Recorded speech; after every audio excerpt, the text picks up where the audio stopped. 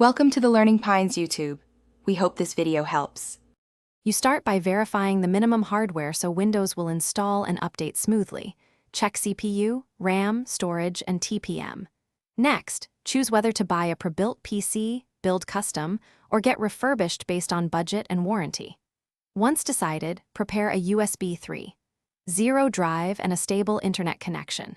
Make sure you have or will create a Microsoft account for activation and syncing. Now move to purchase or assemble the machine and prepare installation media, while power and drivers are ready. You will create bootable installation media using the official tool or Rufus, then plug the USB into the new PC. Reboot and enter UEFI to set USB as the first boot device and confirm secure boot settings. This avoids legacy mode issues. During setup, pick Custom Install if starting fresh, then create sensible partitions. System, Recovery, and Data.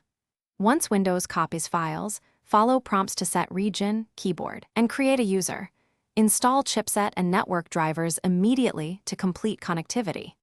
You finish by running Windows Update repeatedly until no critical updates remain, then install manufacturer chipset, GPU, and storage drivers for performance.